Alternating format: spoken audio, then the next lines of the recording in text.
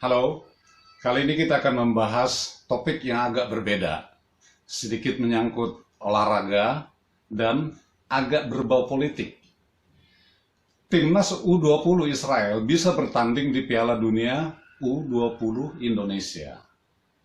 Salah satu isu yang sedang mengemuka saat ini di Indonesia adalah tentang pelaksanaan turnamen sepak bola akbar, yaitu Piala Dunia U20 tanggal 20 Mei hingga 11 Juni 2023 di 6 kota Indonesia, yakni Palembang di Sumatera Selatan, Kabupaten Bandung di Jawa Barat, Kota Solo di Jawa Tengah, Kota Surabaya di Jawa Timur, Kabupaten Gianyar di Bali, dan tentu saja Kota Jakarta. Pesertanya adalah 24 negara yang lolos pada babak kualifikasi zona masing-masing, yaitu zona Afrika diwakili Gambia, Nigeria, Senegal, dan Tunisia. Zona CONCACAF diwakili Dominika, Guatemala, Honduras, dan Amerika Serikat. Zona Amerika Selatan diwakili Brazil, Kolombia, Ekuador, dan Uruguay. Zona Oseania diwakili Fiji dan Selandia Baru. Zona Eropa diwakili Italia, Inggris, Prancis, Israel, dan Slovakia. Zona Asia diwakili Uzbekistan, Jepang, Korea Selatan, dan Irak. Indonesia sendiri lolos otomatis karena negara penyelenggara Piala Dunia U20 tahun 2023. Akan tetapi, rencana kehadiran timnas Israel menuai kontroversi, utamanya dari kalangan ormas Islam yang secara keras menentang kehadiran timnas Israel ini.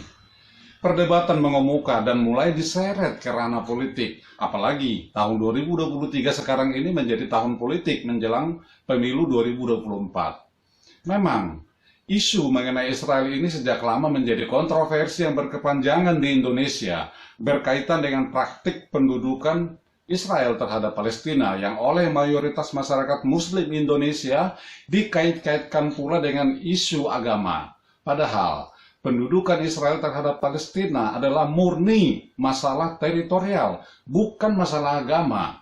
Tentara Israel tidak semuanya beragama Yahudi, banyak juga yang beragama lain seperti Islam, Kristen, dan Katolik. Sementara tentara Palestina juga tidak semuanya Muslim. Banyak juga yang beragama lain seperti Kristen dan Katolik. Bahkan mungkin yang beragama Yahudi juga ada. Jadi jelas konflik Israel dan Palestina bukanlah konflik agama, melainkan konflik teritorial. Kita yang di Indonesia saja yang mengaitkannya menjadi konflik agama. Sederhananya begini, jika memang persoalan Israel dengan Palestina adalah masalah agama, mengapa pula negara-negara tetangga Israel yang mayoritas berpenduduk Muslim seperti Uni Emirat Arab, Bahrain, Sudan, Maroko, Jordania, Mesir, dan Turki malah sejak lama sudah menjalin hubungan diplomatik dengan Israel? Bahkan Arab Saudi di bawah tanda kutip kepemimpinan putra mahkota Mohammed bin Salman saat ini sedang berusaha membuka komunikasi dengan Israel terkait rencana normalisasi hubungan diplomatik dengan Israel. Saya kira hanya masalah waktu saja hubungan kedua negara itu akan kembali normal. Indonesia memang tidak pernah menjalin hubungan diplomatik dengan Israel, utamanya adalah karena masalah Palestina tadi. Betul, sesuai dengan Mukadimah Undang-Undang Dasar 1945 Republik Indonesia menyatakan, tanda kutip, sesungguhnya kemerdekaan itu adalah hak segala bangsa dan oleh sebab itu maka penjajahan di atas dunia harus dihapuskan karena tidak sesuai dengan peri kemanusiaan dan peri keadilan. Saya setuju banget tentang hal ini. Tetapi jangan lupa ya, Indonesia pernah membeli lebih dari 30 pesawat tempur 12 A4 Skyhawk dari Israel pada awal 1980-an, meski tidak mengakui atau tidak memiliki hubungan diplomatik dengan Israel. Jadi, tidak memiliki hubungan diplomatik bukan berarti tidak boleh menjadi hubungan di bidang lainnya. Bahkan di bidang perdagangan dan bidang pertanian pun sampai sekarang negara kita masih menjalin hubungan dengan Israel. Sekarang pertanyaannya adalah, kenapa di bidang olahraga kok menjadi tidak boleh? Tahun-tahun sebelumnya atlet Israel pernah datang dan bertanding di Indonesia. Salah satunya adalah Misha Zilberman, atlet badminton Israel yang tampil di kejuaraan dunia BWF 2015. Polemik sempat mengiringi kedatangan Misha, meski pada akhirnya yang bersangkutan bisa tampil di Istora Senayan. Perjalanan Misha ke Indonesia sempat terhenti di Singapura karena dirinya tidak mendapat visa dari Indonesia. Akhirnya, BWF dan panitia pelaksana pun turun tangan untuk membantu Misha agar bisa ikut berkompetisi. Bahkan, ini baru saja berlalu, yaitu pada bulan Februari 2023, atlet Israel berikutnya yang pernah tampil pada kompetisi di Indonesia adalah pebalap sepeda Mikhail Yakovlev pada kejuaraan dunia UCI Track Nation Cup 2023 yang digelar di Velodrome Jakarta. Yakovlev merupakan atlet yang pindah kewarganegaraan dari Rusia ke Israel pada Agustus 2022 lalu. Dia berhasil meraih medali perunggu pada nomor keirin putra di UCI Track Nation Cup 2023 Jakarta. Waktu kedatangan mereka ke Indonesia, mengapa tidak ada yang protes ya? Apa karena yang datang ini adalah tim nasional sepak bola yang notabene menjadi cabang olahraga terfavorit di dunia? Atau karena tahun ini merupakan tahun politik Indonesia menjelang pemilu 2024 sehingga banyak pihak yang menyeretnya karena politik demi popularitas elektoral? Politik ya politik saja dong. Olahraga ya olahraga, jangan dikaitkan dengan politik, termasuk suku, agama, ras, dan antar golongan. Saya terusik dengan diskusi perdebatan yang diselenggarakan CNN Indonesia per hari ini, Minggu 19 Maret 2023, antara Nana, presenter CNN Indonesia, Arif Fahrudin, Wakil Sekjen Majelis Ulama Indonesia, Ali Mokhtar Ngabalin, tenaga ahli utama pada kantor staf kepresidenan, dan Akmal Maharli, koordinator Save Our Soccer, dengan topik polemik kehadiran Timnas U20 Israel. Dengan subjudul, Ormas Islam tolak Timnas U20 tanding di Indonesia. Kita simak cuplikannya berikut.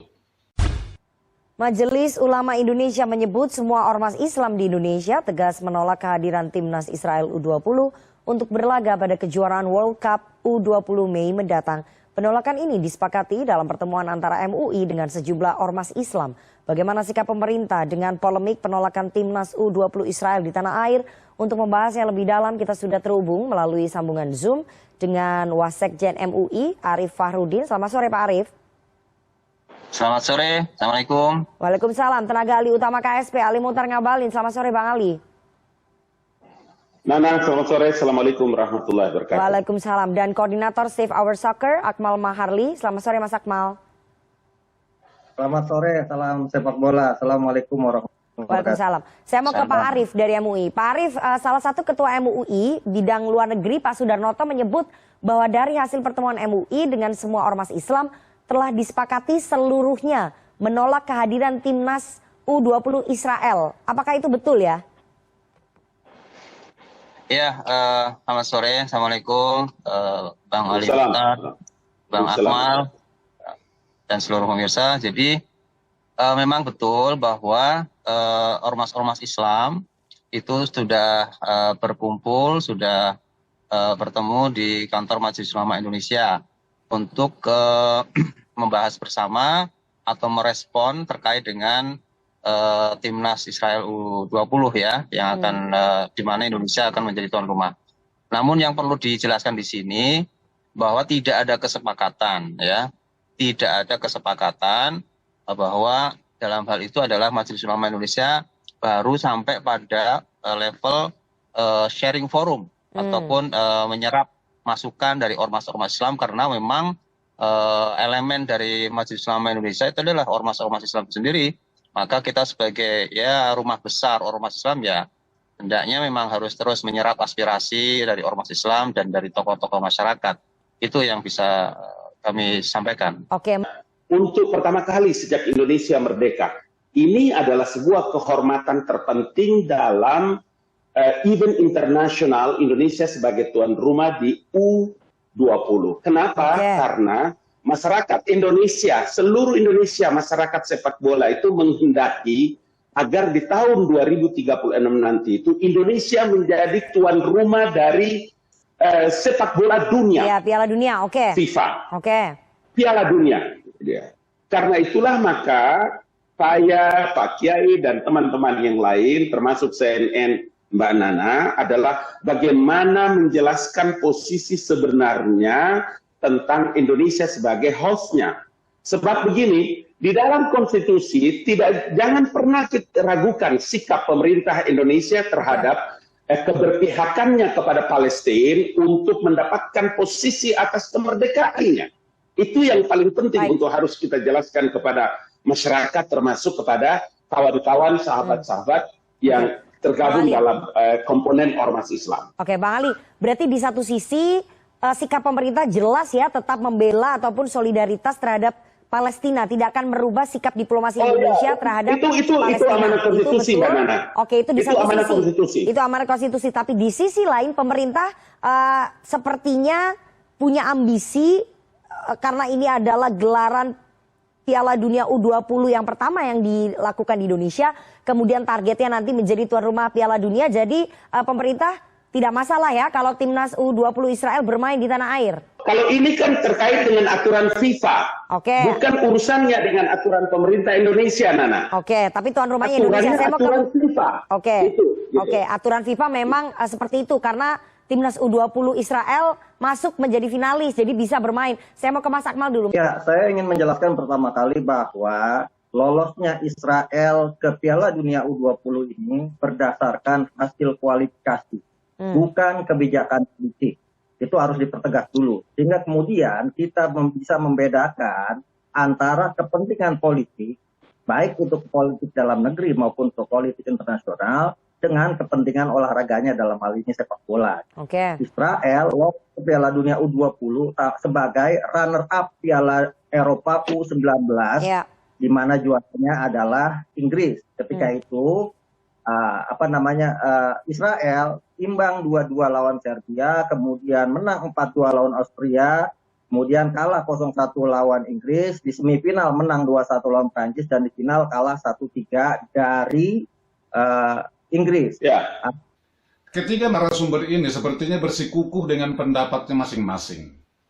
MUI juga berpendapat setengah hati dengan menyatakan masih menampung pendapat dari ormas Islam yang hampir semuanya menyatakan menolak kehadiran timnas U20 Israel. Tetapi MUI tidak secara tegas menyatakan pendapatnya, meski berkali-kali presenter CNN Indonesia itu berusaha menjebaknya.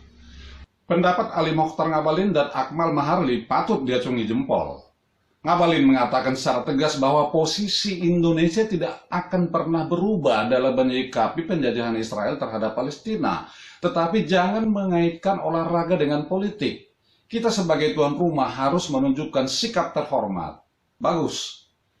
Indonesia sudah mempersiapkan diri jadi tuan rumah Piala Dunia U20 ini sejak tahun 2021 seperti diucapkan Menpora saat itu Zainuddin Amali.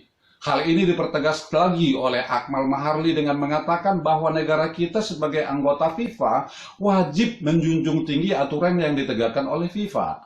Jangan sampai kita tidak boleh lagi menyelenggarakan turnamen sepak bola dalam kejuaraan apapun. Kementerian Luar Negeri Republik Indonesia juga mengatakan bahwa Israel bermain di Piala Dunia U20 bukan berarti Indonesia mengubah sikap pro-Palestina. Menurut juru bicara Kementerian Luar Negeri, Teuku Faizasah, Indonesia juga tidak memiliki suara dalam menentukan aturan dan tim yang lolos ke kejuaraan yang dijadwalkan akan dimulai pada Mei karena terserah Badan Sepak Bola Dunia FIFA. Sikap kami terhadap Palestina selalu dan akan selalu konsisten. FIFA lah yang memutuskan partisipasi semua tim dan aturan main di U20. Meski posisi Indonesia sebagai tuan rumah U20, sikap konsisten negara kita terhadap Palestina tidak akan goyah sedikit pun, kata Teuku dalam jumpa pers di Jakarta Jumat 10 Maret 2023. Teuku mengatakan bahwa Indonesia selalu menyuarakan sikap pro-Palestina di setiap forum internasional. Kalau saya sependapat dengan Ali Mokhtar Ngabalin dan Akmal Maharli itu, juga dengan juru bicara Kementerian Luar Negeri, dan masyarakat Indonesia pada umumnya. Biarkan saja tim U20 Israel datang dan bertanding di Indonesia. Jangan bawa-bawa olahraga ke dalam ranah politik.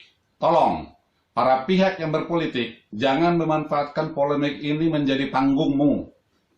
Selain itu, kapan majunya sih persepak bola nasional kita kalau dikit-dikit olahraga diseret-seret menjadi bagian dari perpolitikan? Dari 270 jutaan rakyat Indonesia, Masa sih kita tidak bisa punya tim nasional bagus yang mampu unjuk gigi di event internasional? Memang sih, jumlah penduduk suatu negara tidak ada hubungannya dengan sebuah tim nasional sepak bola yang bagus. Hubungannya adalah dengan manajemen sepak bola itu sendiri yang berkaitan langsung dengan kualitas pemain. Lihat Islandia yang berpenduduk hanya sekitar 334.000 jiwa. Bayangkan, hanya 334.000 jiwa, tidak sampai setengah juta jiwa. Tetapi tahun 2018 lalu, mereka berhasil lolos ke Piala Dunia 2018 di Rusia. Malah, jika dilihat dari profil para pemainnya, ada yang dokter gigi, dokter ahli bedah, insinyur, dan lain-lain. Hampir semuanya profesional, bukan murni pesepak bola. Indonesia, jika bercermin pada Islandia, seharusnya Indonesia bisa memiliki setidaknya 20 tim nasional yang kelasnya setara dengan para pemain Piala Dunia itu. Tapi apa daya? Jangankan sekelas Piala Dunia atau Piala Asia, di tingkat ASEAN saja kita tidak bisa unjuk jidat. Salahnya di mana? Ya di semuanya lah. Ya di PSSI-nya, ya di klubnya, ya di pelatihnya, ya di wasitnya, ya di pemainnya, dan bahkan di penontonnya sekalipun. Runyam serunyam-runyamnya. Ingat, tradisi Kanjuruhan? Andai saja penonton tidak menyerbu turun ke lapangan setelah wasit meniup peluit pertandingan telah selesai, saya yakin tidak ada kejadian yang merenggut sekitar 135 nyawa dengan sia-sia. Inilah saatnya PSSI berbenah, berkaca dan mencuri ilmu bagaimana mengelola sebuah tim nasional sepak bola yang baik dan benar, dengan kehadiran pemain kelas dunia bertanding di lapangan sepak bola kita sendiri. Indonesia ikut di turnamen ini, harap diingat loh ya, kita lolos bukan karena lolos dari kualifikasi, tetapi lolos otomatis karena Indonesia terpilih dan dipercaya menjadi tuan rumah penyelenggara Piala Dunia U20. Samalah dengan Qatar pada event Piala Dunia 2022 kemarin itu. Kita jangan meremehkan kualitas Piala Dunia ini sebagai turnamen abal-abal ya. Mereka ini adalah calon pemain timnas senior di negara masing-masing.